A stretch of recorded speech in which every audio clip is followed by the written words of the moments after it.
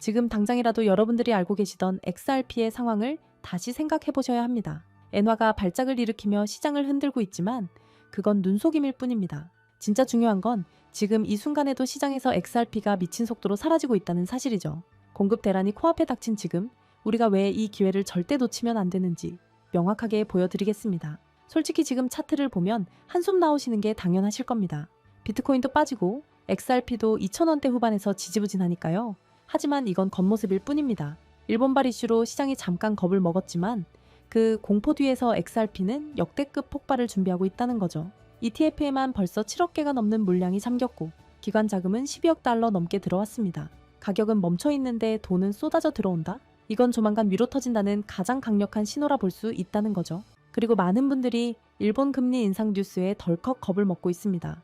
엔화가 비싸지면 글로벌 자금이 빠져나갈 거라는 엔캐리 트레이드 청산 공포 때문이죠.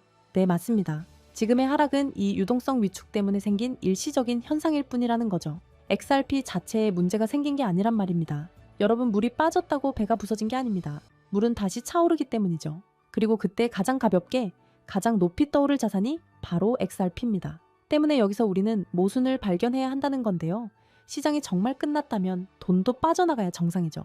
그런데 자세히 보시면 XRP 가격은 떨어지는데 ETF로는 돈이 미친 듯이 들어오고 있습니다. 심지어 이더리움 ETF 초기보다 더 빠른 속도로 말이죠. 시장은 공포라는데 스마트 머니인 기관들은 역대급 속도로 XRP를 사모으고 있습니다. 이게 우연일까요? 절대 아니라는 겁니다. 누군가는 거짓말을 하고 있다는 거죠. 여러분, 차트는 거짓말을 하고 있고 자금의 흐름이 진실을 말하고 있는 겁니다. 솔직히 경제학은 어렵지 않습니다. 수요와 공급, 딱 이 두 개뿐이죠. ETF는 시장에 있는 코인을 사서 금고에 가둬버립니다.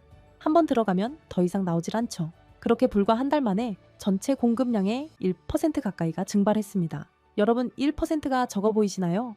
1%만 해도 무려 10억 개입니다. 그럼 이렇게 6개월만 지나면 어떻게 될까요? 시장에 유통되는 물량 자체가 씨가 마르게 될 겁니다. 사려는 사람은 줄을 섰는데 팔 물건이 없다면 경제학의 기본 원리에 따라 가격은 폭발적으로 상승할 수밖에 없다는 거죠. 그리고 또 재밌는 건 기관들이 지금 솔라나보다 XRP를 더 선호한다는 겁니다. 왜일까요? 솔라나는 스테이킹을 해야 수익이 나는 구조라 솔직히 기관 입장에선 복잡하고 귀찮다는 건데요. 하지만 XRP는 그냥 보유만 해도 가치 저장과 송금 수요가 생깁니다. 깔끔하죠. 그래서 21 쉐어즈, 캐너리 캐피탈 같은 운용사들이 앞다퉈 상품을 내놓는 겁니다. 블랙록은 아직 안 낸 게 아니라 타이밍을 재고 있는 겁니다. 세계 최대 자산 운용사인 그들이 들어오는 순간 지금의 XRP 가격은 다시는 못 보게 될 겁니다. 결론적으로 지금 XRP의 상황을 한마디로 표현하자면 극한으로 눌린 스프링이라는 거죠. 지난 몇 년간 비트코인이 고점을 뚫을 때 XRP는 억눌려 있었습니다. 심지어 2018년 차트와 너무나도 흡사하죠. 이건 에너지가 응축될 대로 응축됐다는 뜻입니다. 지금의 하락은 스프링을 더 세게 누르는 과정일 뿐 손을 떼는 순간 그 반발력은 우리가 상상하는 그 이상이 될 거라는 겁니다. 여러분, 공포에 떨지 마세요. 우린 지금 눌린 스프링이 튀어오를 그 순간을 준비해야 할 때입니다. 자, 하지만 그렇다고 해서 우리가 리플 하나에만 집중하면 되는 걸까요? 그건 절대 아니라는 점을 말씀드리고 싶습니다. 이 코인 시장에는 리플이 상승하면 그 흐름을 타고 함께 상승하는 후속 코인들이 반드시 존재하니까요. 지난 상승장에서 리플이 큰 상승을 보인 건 맞지만 사실 리플이 가장 높은 상승률을 기록했던 건 아니었거든요. 실제로 XRP가 큰 상승률을 보였던 2024년 5배가량 폭발적으로 상승했을 때 XRP보다 더 높은 상승률을 기록한 코인들이 있었습니다. 첫 번째로는 XRP와 마찬가지로 UAE 아랍에미리트로부터 투자를 받고 있는 만트라 코인입니다. 만트라 코인은 XRP의 행보를 그대로 따라가는 대표적인 종목이라고 할 수 있는데요. 이미 XRP 사용을 승인한 바 있던 두바이의 규제기관인 DFSA가 만트라와의 파트너십을 성사시켰으며 XRP와 함께 실물자산 토큰화라는 RWA와 규제 준수를 동일하게 이끄는 종목이라는 점 덕분에 XRP의 낙수 효과를 톡톡히 보는 종목이었습니다. 실제로도 두 코인은 유동성 경로 또한 같기 때문에 양 코인 간의 스왑 또한 가능하고요. 이와 같은 이유로 만트라는 XRP와 커플링 현상을 보이면서 XRP가 큰 폭등을 보였을 때 만트라 코인도 함께 큰 폭등을 보여주었고 2024년부터 2025년 초까지 무려 11만 %라는 엄청난 상승세를 기록했습니다. 만약 여러분들이 만트라의 초기 투자자로서 이 정보를 알고 계셨다면 이 11만 %의 상승분을 고스란히 여러분의 지갑으로 가져올 수 있었을 겁니다. 게다가 불안정했던 코인 시장의 규제가 점차 명확해지고 있고 트럼프 정부 2기 출범을 기점으로 시장은 빠르게 변화하고 있습니다.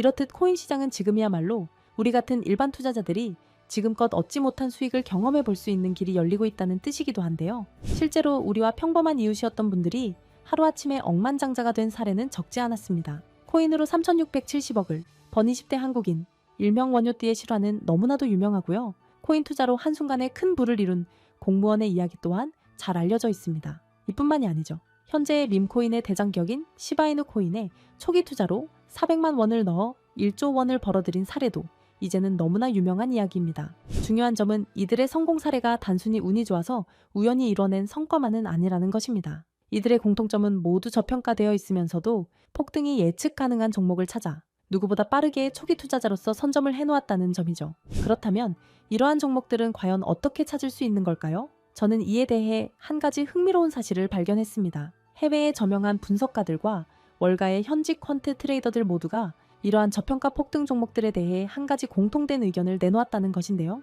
자, 그래서 오늘 내용은 그 어떤 유튜버들도 그 어떤 기관의 보고서에서도 쉽게 볼 수 없는 정말 중요한 내용을 말씀드리는 만큼 오늘 영상만큼은 꼭 집중해 주시기를 부탁드리면서 이야기를 시작해 보겠습니다. 여러분들도 어느 정도 체감하고 계시겠지만 암호화폐 시장이 점점 제도권 안으로 진입함에 따라서 전통 금융 시스템과 디지털 자산, 이 둘의 연결성을 강화하는 기술에 대한 관심은 나날이 높아져만 가고 있습니다. 그 밖에 트럼프 2기 행정부의 출범과 미국 SEC의 기조 변화, 이렇게 여러 가지 호재들이 암호화폐 시장에 활주로를 열어주고 있는 상황입니다. 이제는 투기 자산이 아닌 국경을 초월한 결제 시스템까지 침투해서 암호화폐가 활용되는 시점에 블록체인과 전통 금융 시스템을 연결하는 것이야말로 진정한 암호화폐 시장의 개방이라고 할 수 있겠죠.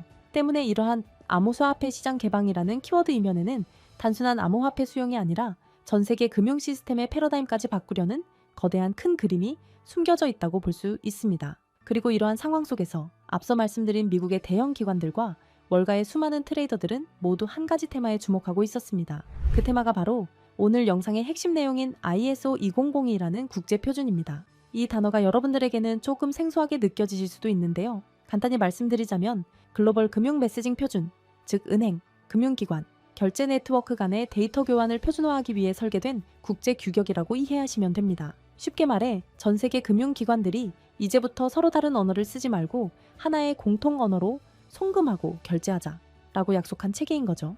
국제 금융거래는 매우 까다롭고 시스템마다 기준이 다르다 보니 과거에는 국가 간 송금이나 이동 과정에서 종종 문제가 생기고 심지어 거래가 중단되는 사고도 발생하곤 했습니다. 지역마다 그리고 시스템마다 서로 다른 표준을 쓰다 보니 의사소통 오류가 많았던 겁니다. 그래서 이 문제를 해결하기 위해 등장한 것이 바로 ISO 2002 국제금융 메시지의 통합표준입니다. 지금 전 세계는 암호화폐와 전통금융 시스템의 본격적인 융합이라는 과제에 집중하고 있습니다. 그리고 바로 이 시점에서 ISO 2002가 그 연결고리 역할을 하게 되는 것이죠. 먼저 전통금융 시스템이 암호화폐와 연결되기 위해 필요한 핵심 조건이 있는데 바로 송금, 결제 과정에서의 데이터 호환성, 투명성, 그리고 표준화입니다. 즉 서로 다른 시스템이 하나의 글로벌 결제 네트워크가 되기 위해선 같은 언어로 대화할 수 있어야 한다는 뜻입니다. 현재 블록체인 기반 결제 시스템의 중심에 있는 스테이블 코인 또한 엄격한 ISO 2002의 표준을 반드시 따라야만 거래가 가능해진다는 점입니다. 기존의 코인 전송은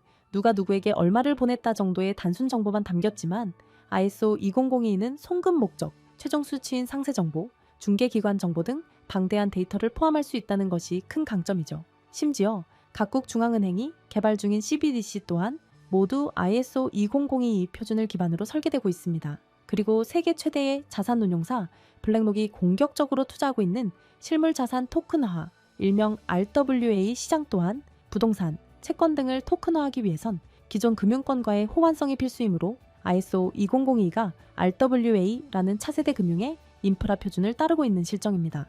게다가 전 세계의 중앙은행들뿐만 아니라 현재 가치 약 10조 원으로 추정되는 서클이나 미국 최고의 암호화폐 커스터디 기업 비트고 등도 은행 인가와 금융 라이선스를 준비하며 ISO 2002 국제 표준을 준수하기 위해 천문학적인 투자금을 쏟아붓고 있는 상황입니다. 이렇듯 투자나 시장 분석 관점에서 ISO 2002 테마는 이제 선택이 아닌 생존과 채택을 위한 필수 조건이 되었다고 봐도 과언이 아닐 겁니다. 실제로 리플 또한 지난 대선 이후 엄청난 폭등을 할 수 있었던 이유가 리플이 업계 최초로 ISO 2002 등록 관리 그룹에 포함됐고 리플의 결제 네트워크인 리플렛 또한 해당 표준에 맞게 설계해 왔었기 때문이라는 점입니다. 자, 그렇다면 ISO 2002의 영향력은 정말 리플에게만 그칠까요? 실제로 ISO 2002의 영향력은 XRP에만 국한되지 않습니다. 지난 ISO 2002가 시장에 처음 언급되었던 2021년 폭발적인 상승률을 보인 알고랜드와 퀀트코인을 대표적인 사례로 들어볼 수 있는데요.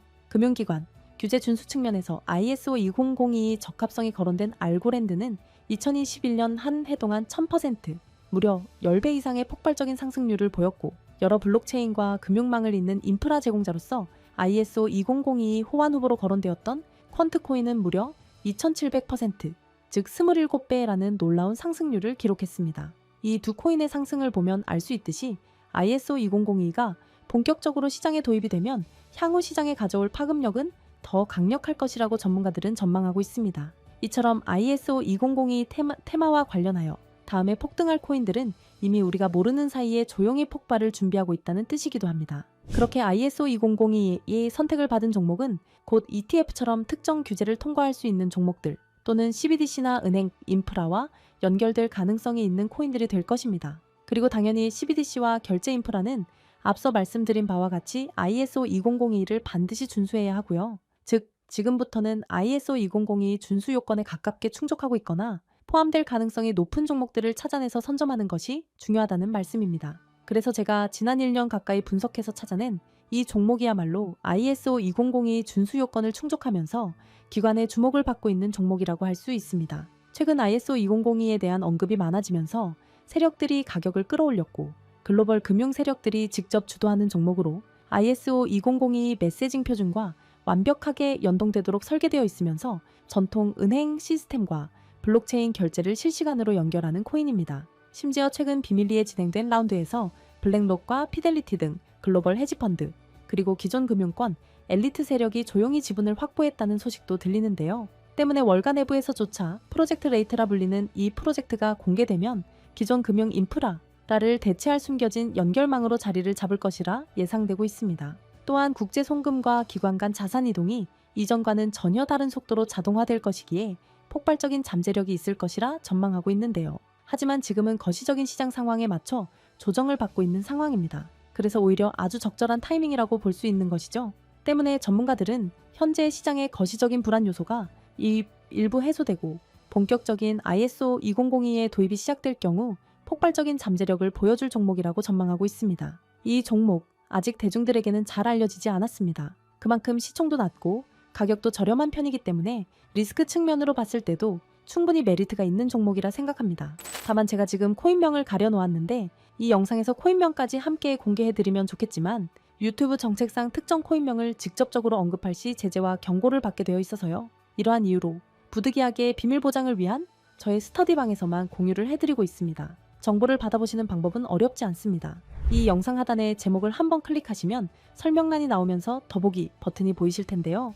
더보기를 누르시면 파란색의 링크가 나옵니다. 클릭해서 들어가시면 간단한 설문이 나오는데 10초밖에 안 걸리는 간단한 설문이니까 작성하셔서 제출해 주시면 해당 종목에 관련된 분석 자료들 전부 보내드리고 있습니다. 그리고 컴퓨터로 영상을 보시는 분들은 영상 하단에 있는 더보기를 누르시면 마찬가지로 파란색 링크가 나오니까요. 참고 부탁드립니다. 저는 여러분들에게 금전 요구나 멤버십 가입 요청을 절대 하지 않습니다. 오직 유튜브만 하기 때문에 사칭 피해 각별히 조심해 주시길 바라고요. 끝으로 한 가지 말씀드리고 싶은 부분은 시장의 원리를 이해하지 못한 채 투자를 한다는 건 자칫 어설픈 투자의 길로 빠지기 쉽다는 점입니다. 즉, 내가 충분히 이해한 정보 내에서 투자를 해야 한다는 것이고 내가 왜 그 종목을 샀는지, 어떤 판단으로 샀는지가 그만큼 중요합니다. 그리고 그 매수 요인이 변함이 없다면 그때는 믿고 기다려야겠죠. 제가 이번에 집중적으로 분석한 ISO 2002 메타는 그런 부분에서 충분히 부합된다고 생각합니다. 오늘 영상은 여기서 마치겠습니다. 긴 시간 시청해 주셔서 감사합니다.